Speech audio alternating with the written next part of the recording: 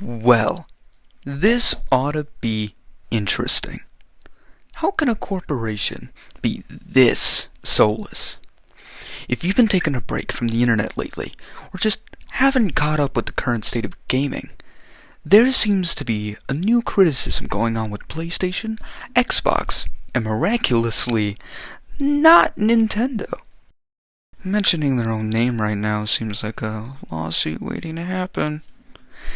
The main issue right now, as far as I know, is the recent decision made by the Blue Domineers of PlayStation to make games solely digital. You heard that right, solely digital. I could rant on and on about how this is a bad idea from different perspectives, but I'd rather just make one general criticism on why this is a bad idea. Making digital-only permanent releases for any company is a terrible idea unless you're a company like Steam, who hands you the base EXEs where people have found workarounds to play it without needing explicitly that company's services on its own to run the game. A better example of this being when you buy a physical disc for your own game console and you don't need the internet or live services in order to run the game on its own. This argument has been made for games that are live service, of course, but I'm making the argument standalone for digital-only releases themselves. That's because I believe the argument applies to both live service games and digital-only releases. Digital-only releases for PlayStation specifically imply the concept of buying a license that can expire, which means you're paying for a game license rather than the game itself.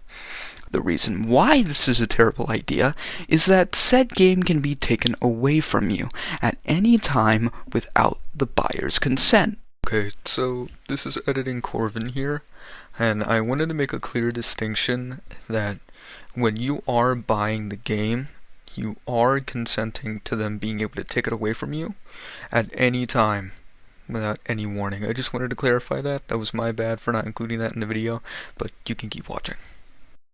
This means you don't technically have to be notified by the parent company if that release gets taken from you.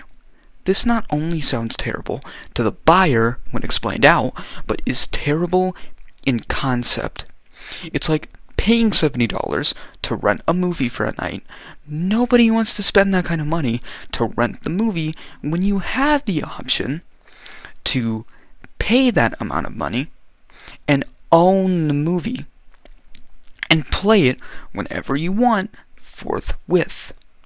It happened not too long ago with the same company, PlayStation, and their home movies.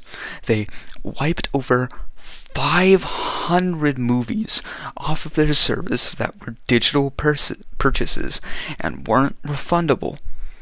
There's plenty of reasons why this is a bad idea, but companies still do it anyway, so long as they don't have to be responsible for half of the things that they do. But hey, stay curious, keep reading, and thanks for watching.